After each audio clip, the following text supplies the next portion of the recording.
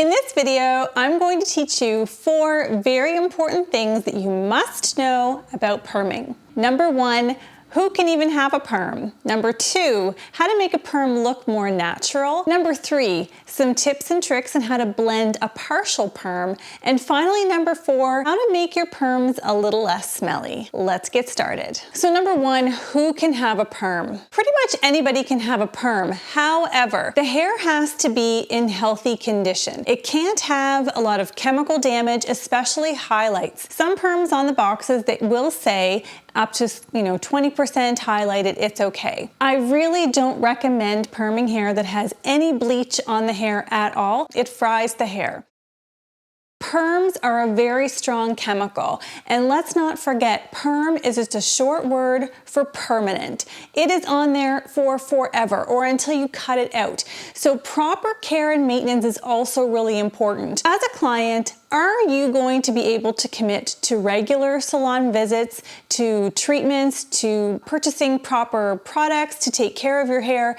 These are really not optional, and they're things that you really need to take into consideration before investing into this chemical service. The other part on the hairstylist is if you're talking to your client about having a perm, make sure that you communicate this with them so that they really fully understand the magnitude of what they're doing. They do need proper maintenance on their hair. You always want to check your hair history. So hair tells a story, and your hair grows approximately 1/2 inch every month, which means at the end of the year, you have about 6 inches of growth on your hair. If your hair is longer than 6 inches, guess what? What you did to it a year ago is on the ends of your hair. You might not actually have highlights in your hair right now, but maybe a year ago you did. Maybe a year ago you had bleach on your hair. Anything beyond that 6 inches is actually going to be compromised when you put a chemical on your hair. Make sure that when you are having that consultation that you ensure that you understand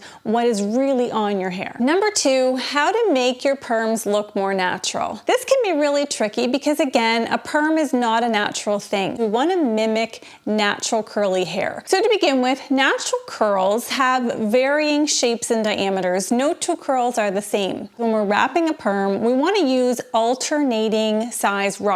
So maybe you want to use orange and purple, maybe you want to add a few white in there. You really want to make sure that you are creating the most natural movement in the hair. And to do this, you're going to create varying diameters and shapes throughout. Another cool trick is in the bang area. Now this is an area where people can go way too short.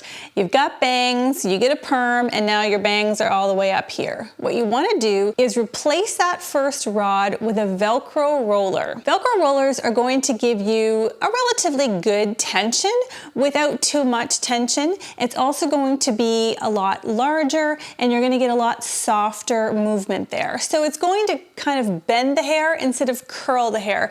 This is worked really, really well for me and the clients that I have done in the past, and I highly recommend this trick. You want to make sure you've chosen the right wrapping technique. As you know, there's many different wrapping techniques. The one that we learned in school is that straight back wrap when we do it for our board exam. It's wonderful. It's not wonderful for everyone. If the hair is shorter, yes, this is usually going to work pretty well. If you're doing it on someone that has longer hair, what's going to happen is you're going to have really no curl at the root, and you're going to have lots on the ends. You want to alternate your technique. So I would recommend either a piggyback wrap or a spiral technique. Either one of these is going to maximize the amount of curl that you get so that your client is very happy that they have a more uniform curl from roots to tips. Now, you're doing a partial perm. Maybe you've had this happen before. You've got all these curls going on and then it's all straight where it was too short to actually fit a rod. So I have the fix. There's 2 options. One is you can actually use a larger rod in that last piece of hair in each section. Right before you transition into the straight hair, you're going to put a larger rod in there. And again, what this is going to do, similar to the Velcro roller technique, is it's just going to give you more of a loose, soft curl. So you're going to go from curl into more of a wave and then into straight. The other option is to wrap it just the way that you normally would, get all those rods in there. Once you've put the neutralizer on, take out the very last rod in each section. As it's neutralizing, as those bonds are really forming well and kind of fixing into place, it's going to just relax it just a little bit. Again, you're gonna go from that curl to the wave and then into the straight. If you've ever had a perm, if you've ever done a perm, you know that perms stink. They smell so bad. Every time it rains, the client smells like a skunk. It is not pleasant, it is not nice, and we don't want that to happen. Here's my 2 tricks. The first is, usually perms, they recommend that you're going to rinse them out for approximately 5 minutes. I double that. I always rinse them for at least 10 minutes, and I always use a pretty firm force of water coming out through that hose. If you just have a light little drip, it's not really forcing the solution out.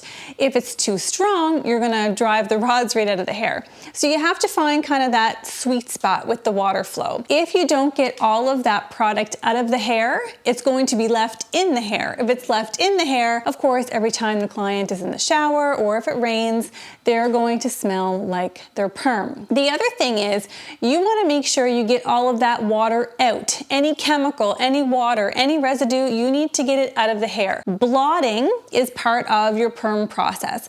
Blotting, to me, the blotting and rinsing are the 2 most important things that you can do. However, blotting, there's a little trick to it. So instead of just taking one towel and putting it over the head, what you want to do is you want to continually stack towels on top of each other. Water is actually attracted to water. The water is going to be pulled out from the hair. And what you do is you just kind of keep pressing on the towels.